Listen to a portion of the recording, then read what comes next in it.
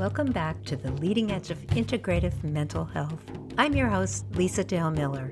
Please review and subscribe to the Groundless Ground podcast on Apple Podcasts, Spotify, Stitcher, Google Podcasts, YouTube, radio.com, TuneIn, iHeartRadio, and of course find out more at groundlessground.com.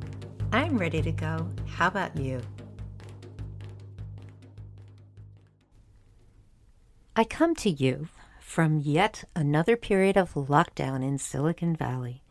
300,000 Americans have died from COVID-19 in just 10 months. Remember how deeply our nation grieved the loss of 3,000 Americans on 9/11? 100 times more Americans have died in 2020, and yet America doesn't seem to care. Selfishness rules, altruism and sacrifice have vacated the national psyche. And so, as we end 2020 in lockdown, Americans seem to be either grieving the ungrievable or unforgivably spending yet another day negating this horrific COVID reality. In this year of radical loss, Opening to Grief is an essential guidebook for anyone navigating grief and loss. Claire B. Willis, author, clinical social worker, ordained lay Buddhist chaplain, and yoga teacher, talks about her journey writing this book and shares expert counsel about the many ways to honor any form of loss you might be experiencing as 2020 comes to a close. This is an invaluable episode for ending a horrifically strange year and doing what we can to bravely move into 2021 renewed and ready for change. I wish each of you health and well-being for your holidays and a very happy new year. Claire Willis, it is a true honor to have you on the Groundless Ground podcast, and I'm very excited for us to talk about grief. In the 3 years, believe it or not, that the podcast has been going on, I have not had a chance to really talk to someone who spent their life working with grief and grief healing. So thank you so much for being here. Well, thank you for having me.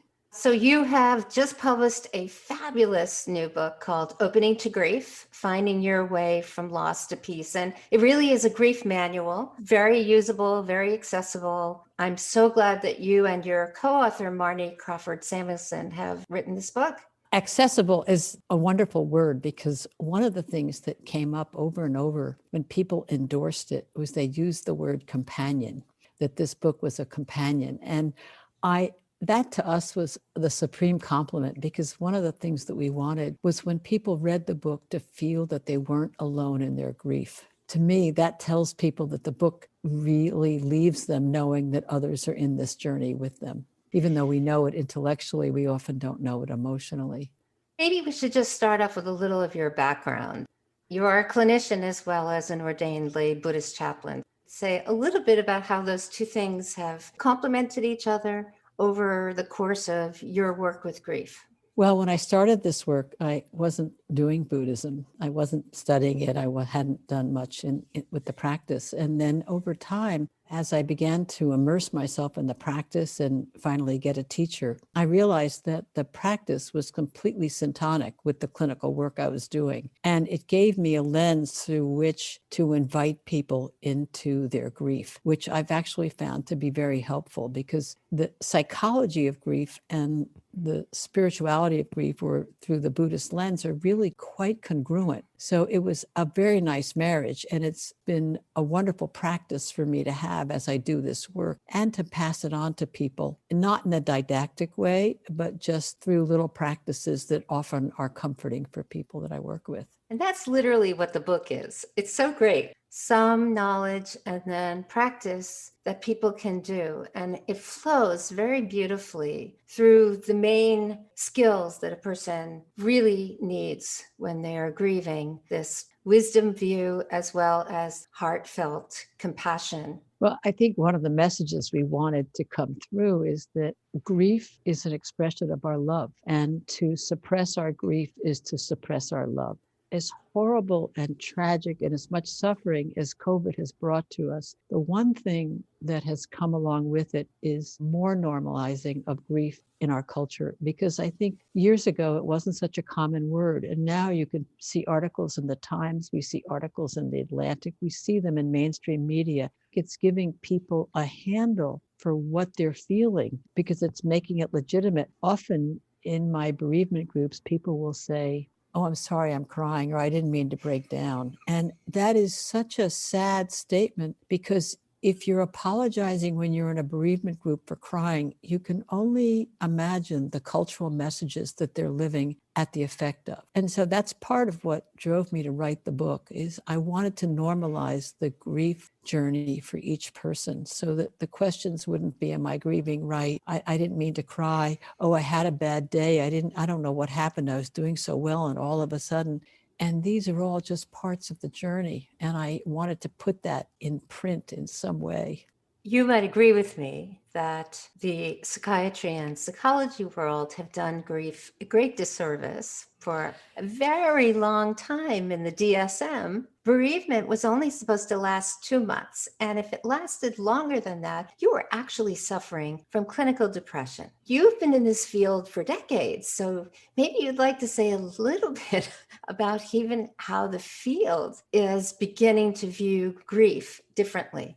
That's a great question. And it's a complicated question because I don't want to discount the work of any previous psychologist or researcher. But I will say this, that there are a lot of grief models that are floating around over which people will lay and compare their grief. We can't have one model that's right for everybody. And grief is as particular as there are people who are grieving. It has a different face for everybody. And I think typically we think of grief as sadness, sorrow, loneliness, despair. But actually, grief has gratitude in it. It can have joy in it. It can have relief. It can have regret. It has anxiety. It has fear. It's a word under which there are many nuances of feelings. And I think that's one of the ways of giving people a handle for what they're experiencing. And so right now, I mean, with COVID, there's a lot of agitation. Some of it's anticipatory grief, and some of it is just the loneliness that it's brought into people's lives, the uncertainty that it's brought into people's lives. A lot of it is grief because for most of us, we've lost any semblance of the life we used to know. That's right. The other thing about COVID, despite the numerous losses that it's generated, it also resurrects for people earlier griefs that they may not have grieved. There's a saying in the field that I'm sure you know, what we resist will persist. And so if we haven't grieved a loss from the past, and then we come into this time of COVID with multiple losses, those old griefs are likely to resurface. And that can be very perplexing to people. I don't know why I'm thinking about my mother that died 20 years ago. That's why. And so it's given us an opportunity, hopefully, to legitimize grief and to grieve more openly with one another. Yeah, it's so interesting. I feel as though people primarily have been suffering from the cultural misappropriation and misunderstanding around death, as well as what happens to those who are left behind. It's been so separated out from our sense of what life is. I couldn't agree with you more. And one of the things that it's done is it's put death on the horizon for all of us. None of us is exempt, and that the impermanence of life is right there. Stephen Levine has a great little phrase where he says, looking at death is like looking at the sun. We look, we turn away, we look, we turn away, because if we stare at it, it'll burn our eyes. Question becomes, how can we allow the possibility, the inevitability, I shouldn't say possibility, the inevitability of death to temper our lives and deepen the way we live with more meaning, knowing that this could all end in a minute. And I think COVID's brought some of that to us, the fragility of our life. And when we really encounter that, we live differently, if we can hold on to it. Joan Halifax used to say, she was one of my Buddhist teachers, she used to say, when you wake up in the morning, think about death. At noon, think about it. And at night, not to be morbid, but to make sure that you're spending your time in the morning the way you want, you're spending your time in the afternoon the way you want, and at night. And so it becomes a North Star. Yeah, this is such a tricky point, especially when you add in the Buddhist teachings. On the surface of it, it would appear as though the Buddhist teachings are nihilistic, which they are not, and that they invite in a kind of dour view. I actually want to just go back to when you use the word impermanence, because to me, human beings embracing quote unquote death has a lot to do with the fact that, well, that last moment I just had is gone. It's never coming back. And ultimately, that's the death we live. Every moment we're alive. We're always dying as we are living. That's one of the questions I often ask my clients. What's dying in you and what's being born in you? Because they're just opposite sides of the same thing. I would like to just kind of dive into this fabulous manual that you've written for grief. And I love the way it starts. First chapter is titled Meeting Grief as a Companion. So I really would love you to talk about making friends with grief. Making friends with grief is a way of deepening our capacity to love. If we don't allow ourselves to grieve, we are blocking our capacity to love. So I think of it as a way to deepen our relationship to ourselves as well as to others. That when we realize we're part of the human race and that we're all suffering and that we're all grieving, it deepens our connections with one another. The word companion means one with whom I break bread, so that it becomes a way not to separate ourselves from others. If we can befriend and companion the grief we feel, it allows us not only to have a deeper relationship with ourselves, but it allows us to be with other people who are grieving. Because if we can't befriend our own grief, we are going to be hands off people who are grieving. And you hear that a lot from people who have lost someone they love. They'll say, a lot of the people I thought would be there for me have disappeared, and other people have come forward. I personally want to be someone who can be intimate with someone who's suffering. That requires me to be intimate with my own suffering. And that kind of intimacy looks like what?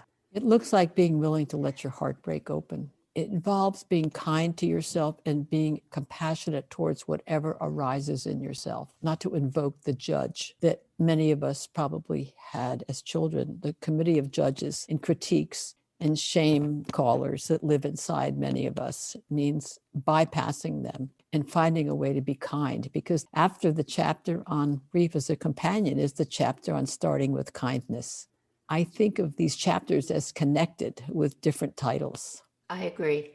Most people have very little intimacy with their emotional life in general. So, how beautiful is it to first open up this kind recognition of suffering and then this sense of gratitude, even in the midst of a disaster?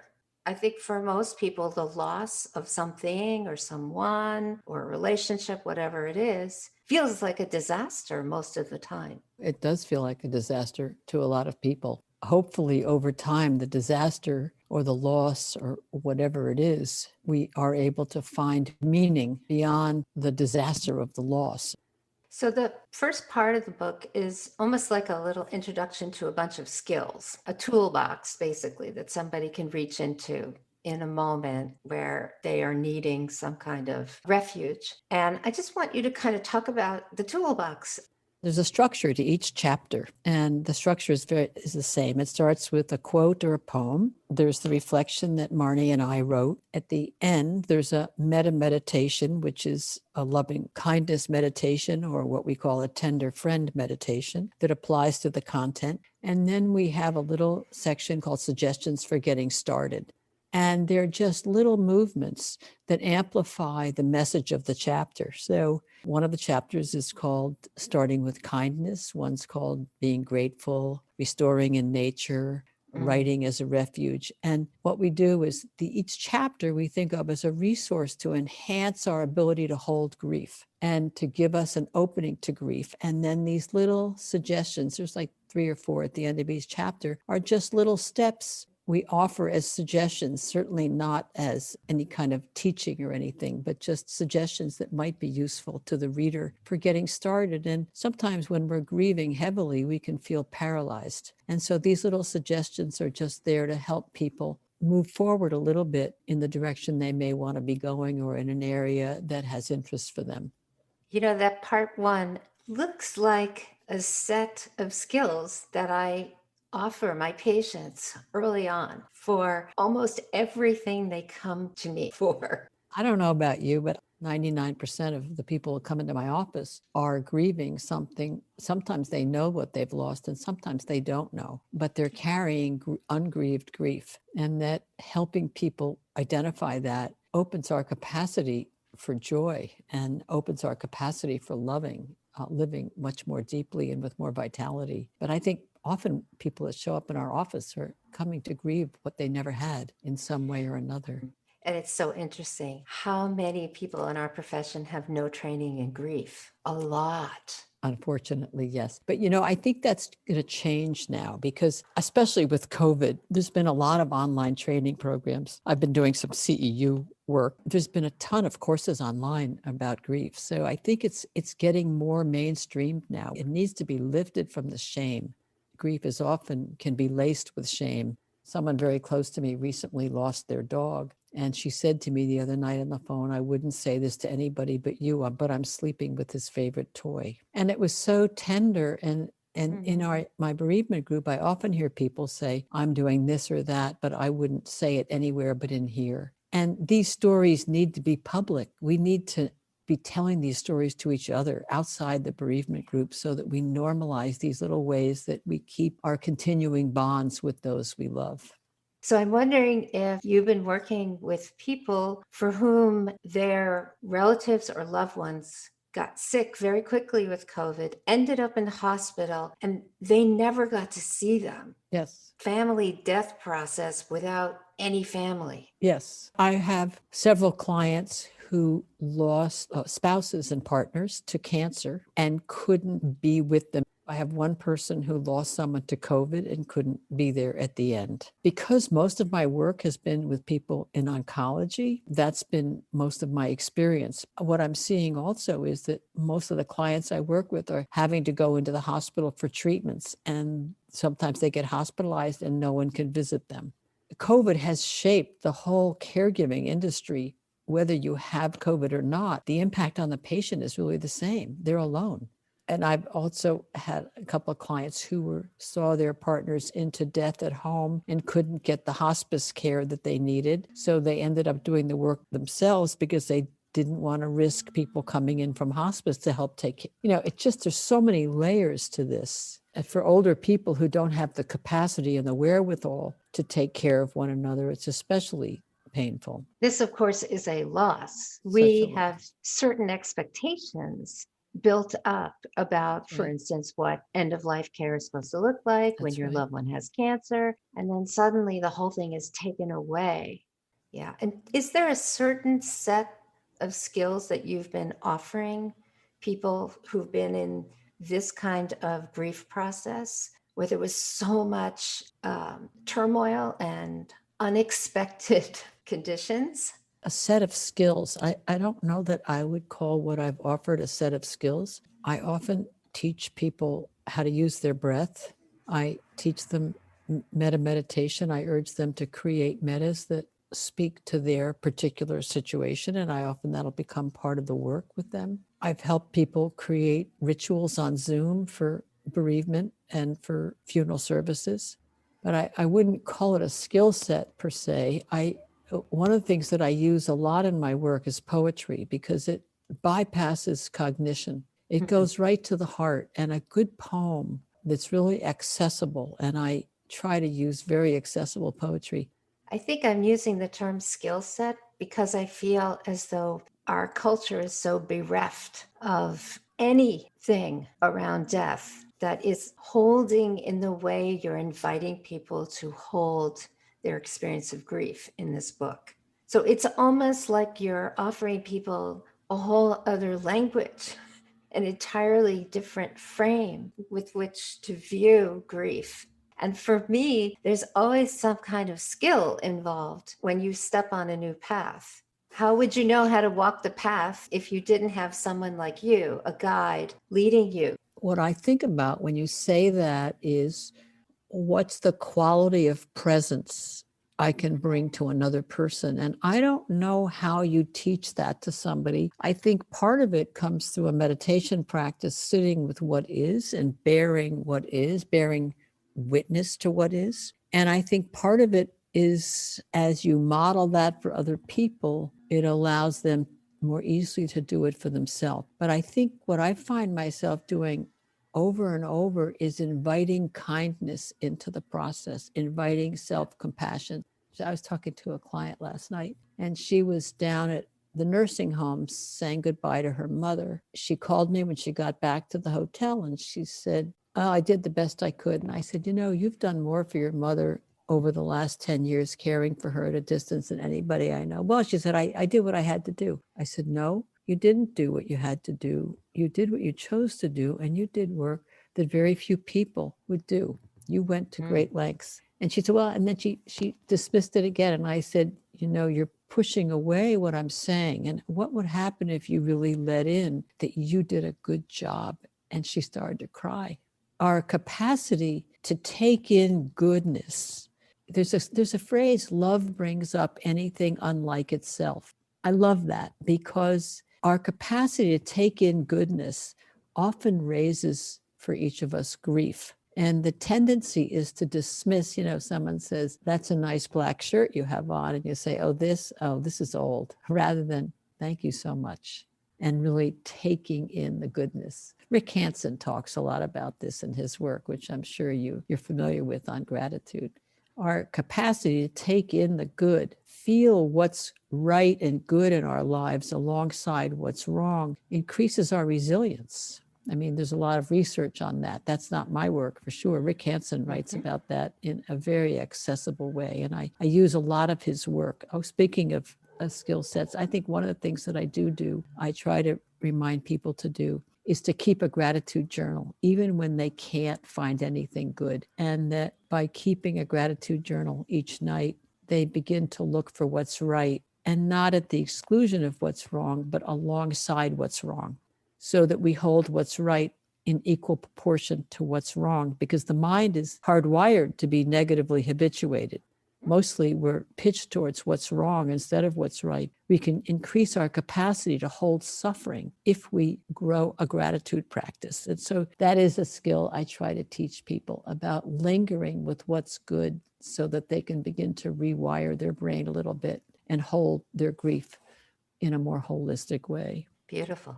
I always give this example when I give talks. I'll say, after this talk, if I asked you to fill out an evaluation and 20 of you say, "Oh, she gave a great class," and one person says it was terrible, where does my attention go? It goes on the person who wrote a critical remark. What did I do wrong? And I can say that even as I know better. It's a good example because there's a certain complexity in that I think you would be able to relate to in terms of what you do with your patient.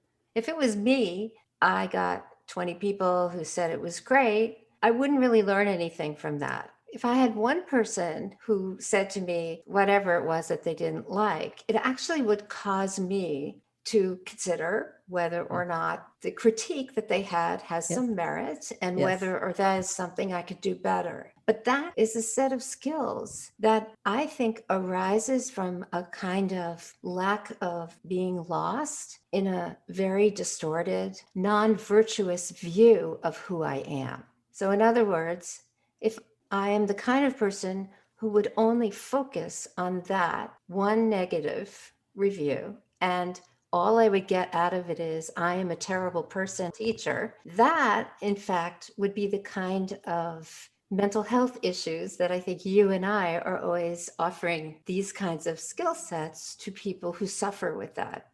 But if I am the kind of person who's open and I can explore whatever this is and determine wisely whether or not there's any merit or whether this is just something particular to that person. So what that I've done is taken a death experience, a death of my own self-view that somehow I am great for everyone, which of course is not true. I'm never great for everyone. So to me, every experience we could possibly have is always an experience for awakening.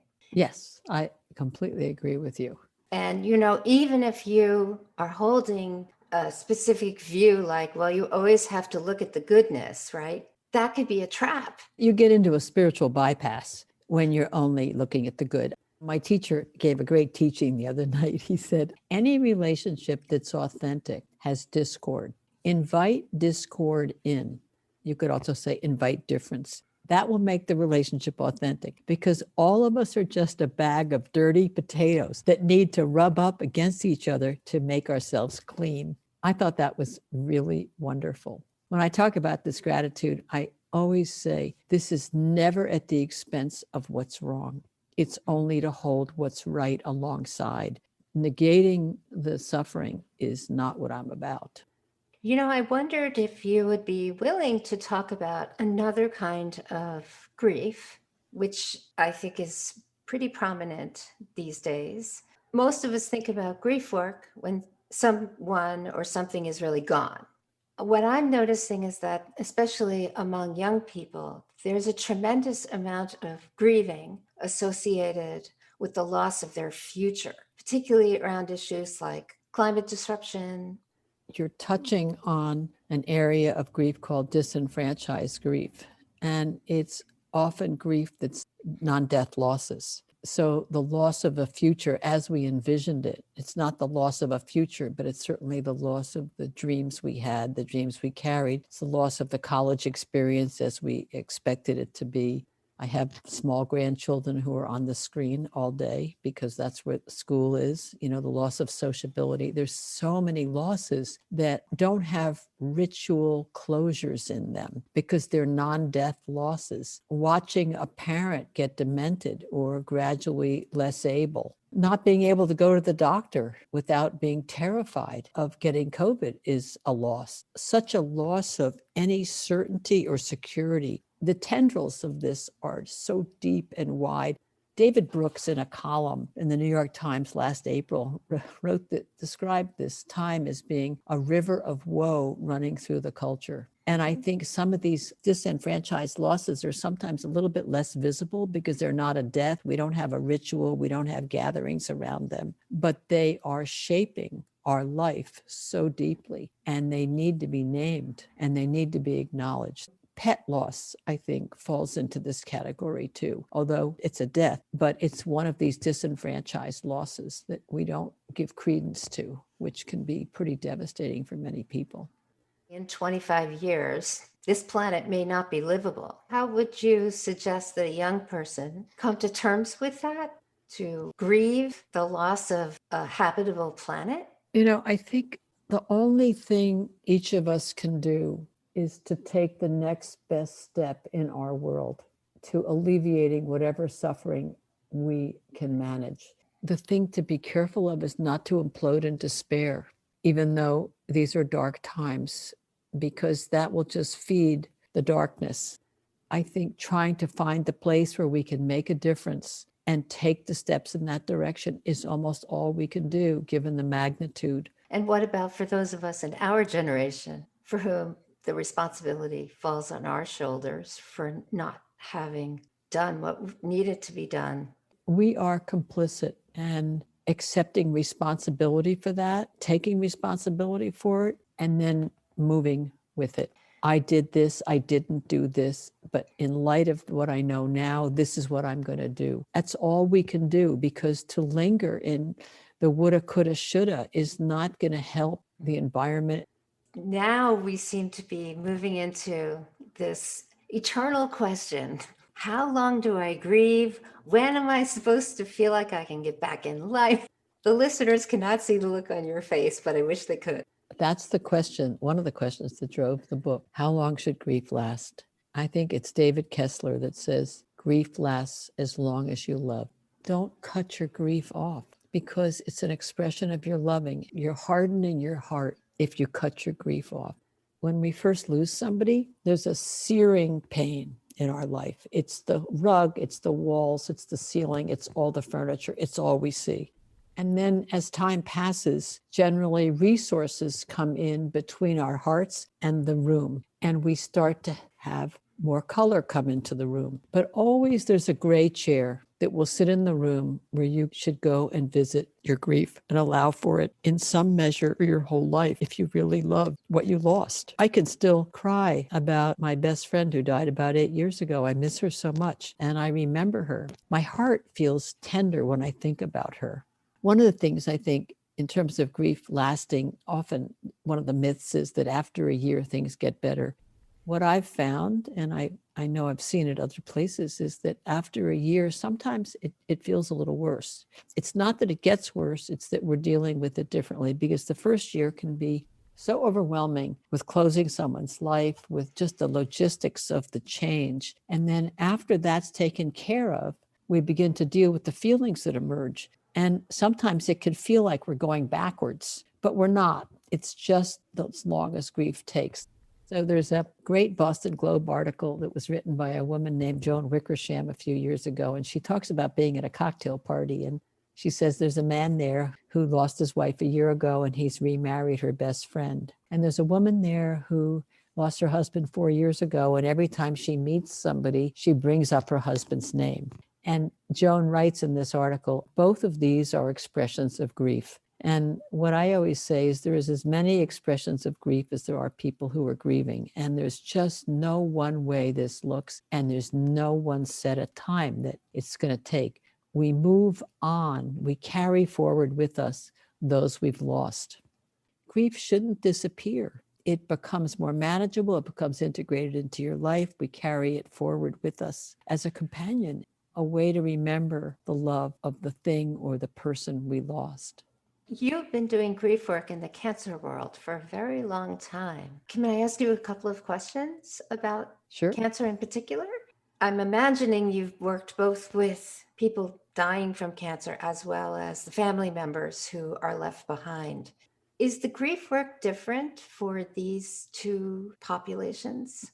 Yes, the needs of the dying person are often disparate with the needs of the caregiver.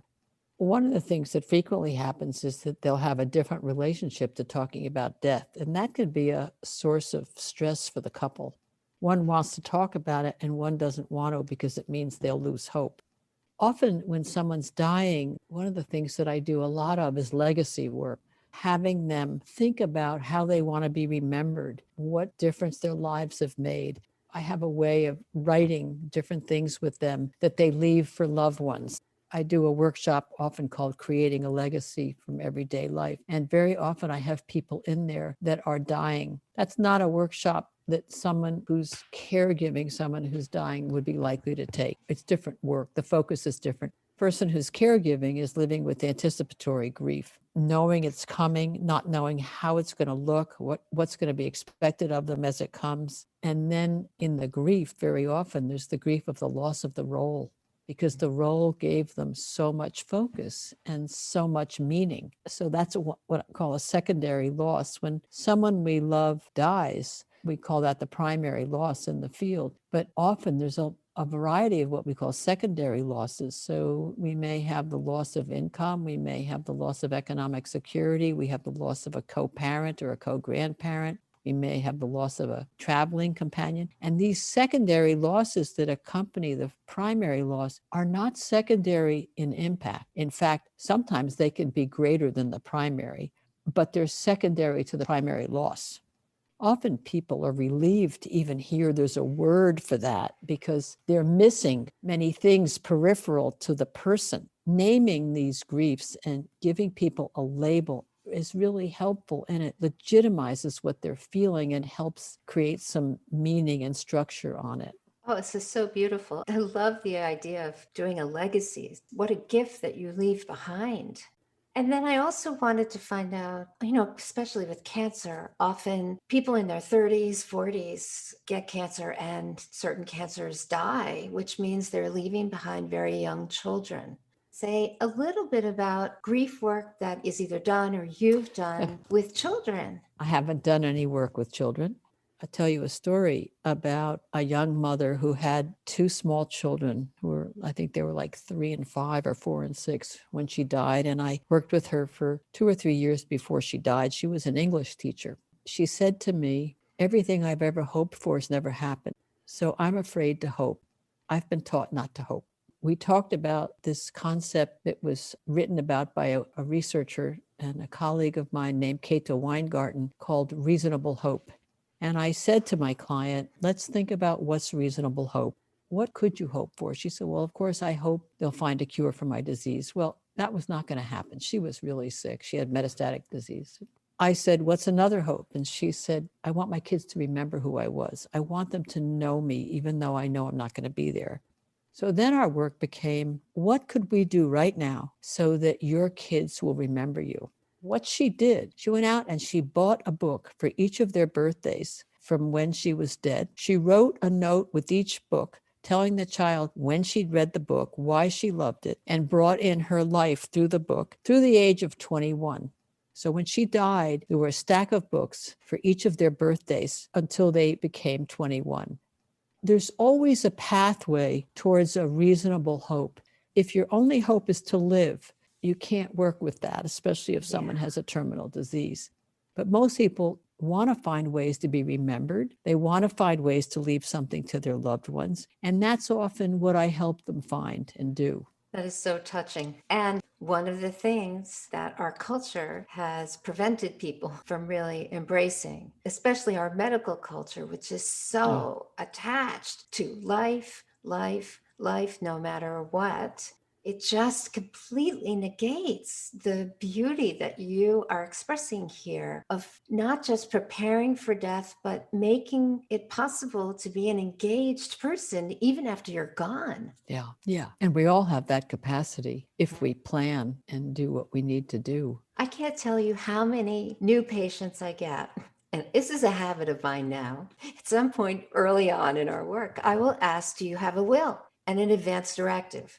I practice in Silicon Valley. Many people don't have a will. And these are people who have quite a bit of resource and they also have children. It's remarkable to me that the fear around the inevitability of death is so high that people will not do what they can to intentionally provide for whoever is left behind. Yeah, we live in a death-denying culture. Do you know Ellen Goodman's work? Yes. She says something that's really wonderful about preparing advance directives. It's always too early until it's too late. If we could let the inevitability of our death shape our lives, we would not live the way we live. How would we live? Oh, that's an interesting question. I think we would be less about acquisition and more about connection. That acquisition has become a way to ward off mortality and our obsession with working out. What's interesting is when we're dying, whether we worked out or not isn't going to matter. What's going to matter is what is our mental state. And developing a meditation practice is going to serve us when we're dying. Whether we've been to the gym or not is not going to do anything. Yes, particularly in Tibetan Buddhism, all the practice one does in one's life is for the moment of death, where one has the capacity to recognize the clear light awareness and achieve actual awakening. We are coming to the end of our time together, and I really want to give you an opportunity, first of all, to talk about anything we haven't talked about yet that you think is missing in the conversation. The one thing I would probably just add that I think has been especially important during COVID is that one of the resources that we write about in the book is restoring ourselves in nature. And I think the natural world has become, and I think actually it's exposed the climate change crisis as well, because we've lost so much of what has been restorative to us. But restoring and using the natural world to help us hold grief, I think has been really important. And I know that last March, April, May, many of my friends in Boston, when it was dark and cold and COVID was raging, always tried to spend time outdoors in some kind of park or city area or leave the city. Taking ourselves into the natural world is one way to really increase our capacity to hold the sorrow that's inevitably we're all going to face in the coming weeks and months as more and more people die. And we're called upon to hold this suffering in ways that we can help each other, not ways that we implode, but where we can reach out and really be with one another in more compassionate, open-hearted ways.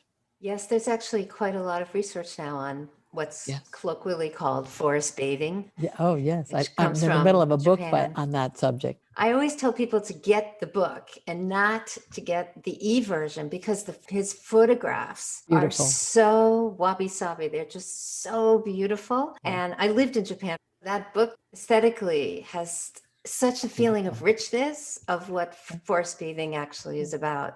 And it's astonishing to think that these trees emit something that enhances our immune system. The interaction between humans and the natural world, E.O. Wilson calls biophilia, where we have a natural affinity for the natural world. And we need to get out from behind our computers and our indoors and take advantage of that to whatever extent we can.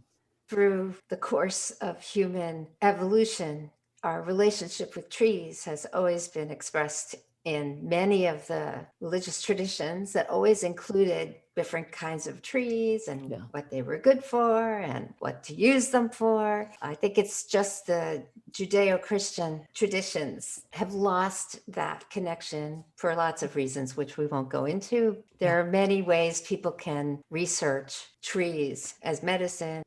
I know this is a book about grief, but frankly, to me, this is a book about how to cultivate mental well-being.